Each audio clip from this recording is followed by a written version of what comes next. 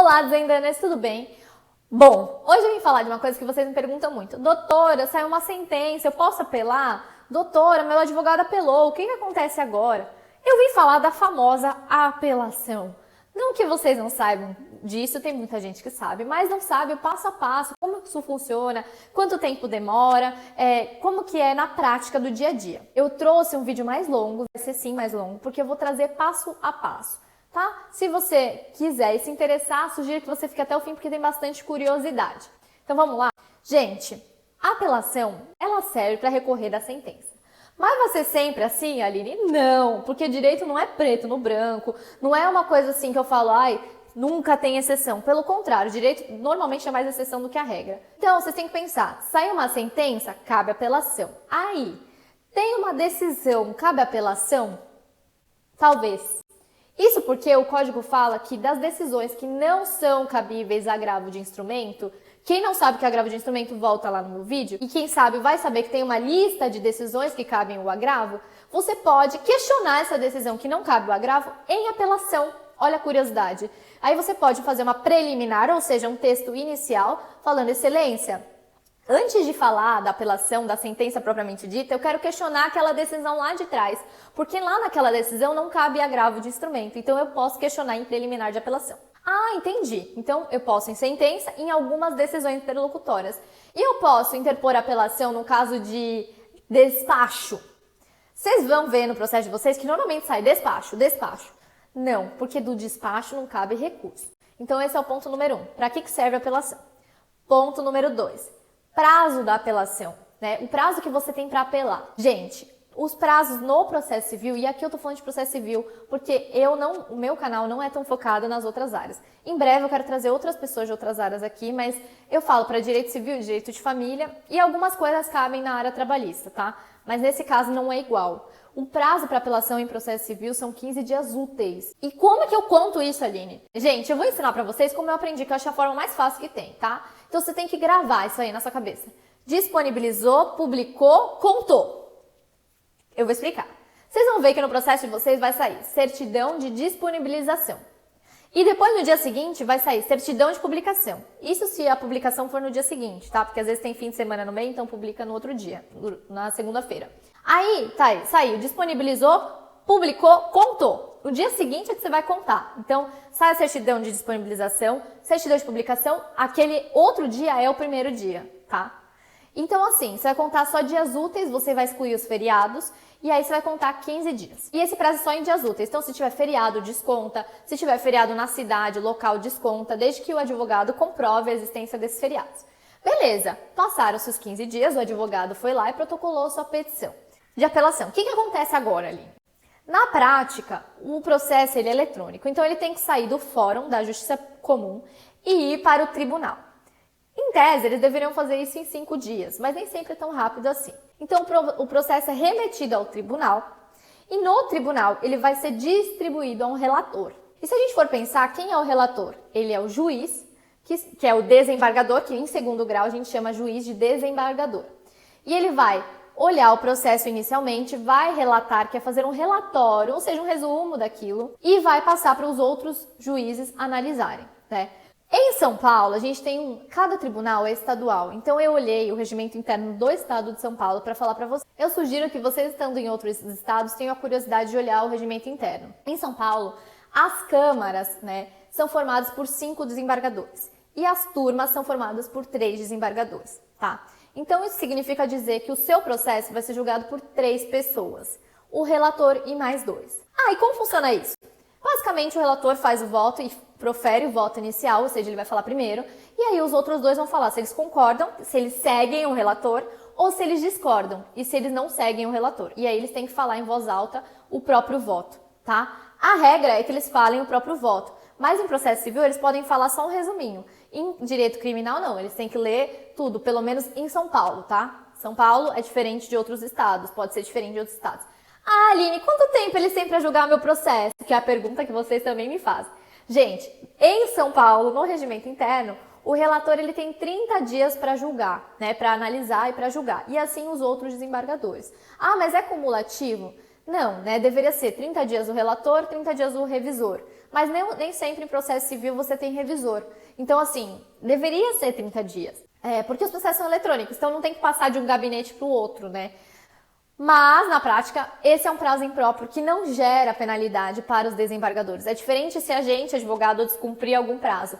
E aí o nosso direito preclui, ou seja, a gente não pode mais exercer o direito de recorrer. No caso deles, se eles não cumprirem esse prazo por algum motivo, não tem nenhuma penalidade, né? É óbvio que o advogado pode entrar com uma ação na corregedoria e tudo mais, mas isso é uma outra história. Bom, voltando. Tá, e aí, no dia da sessão de julgamento da apelação, é bem interessante, porque assim, todo mundo chega, antes quando era presencialmente.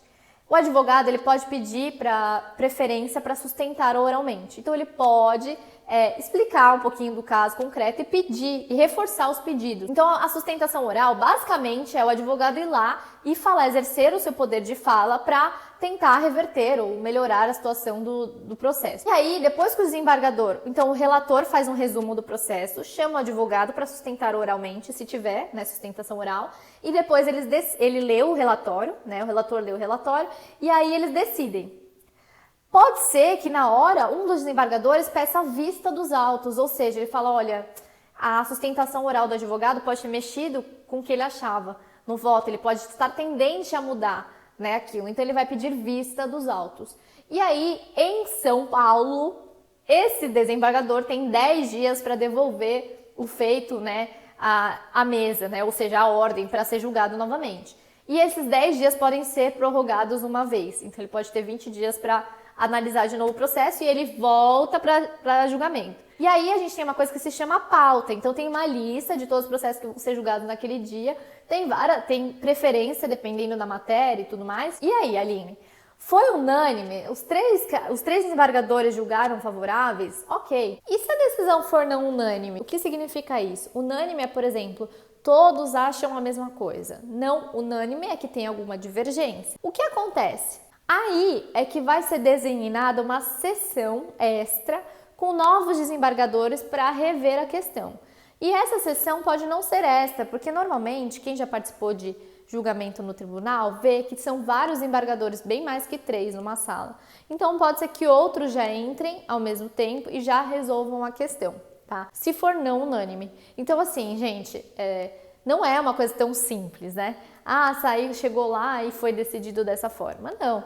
É um conjunto de opiniões, na verdade, de interpretações sobre a mesma coisa. E por isso que ele se chama acórdão. Acórdão vem de acórdão. Então, os desembargadores acordam a decisão. Então, por isso que tem que ter esse acordo, né? Então, quando não é unânime, eles colocam mais pessoas para que cheguem num acordo. Porque um desembargador pode ter uma interpretação sobre aquela lei e outro pode ter outra interpretação. Então essa é a parte bonita desse julgamento da apelação, que é feito por um órgão colegiado, por que colegiado? Porque é formado por várias pessoas, não uma só, que vão acordar sobre o melhor entendimento daquele caso. E o que eu queria trazer para vocês de interessante também é que, no caso da apelação, o relator, em alguns casos, ele pode decidir sozinho. Como assim? Por exemplo, se aquele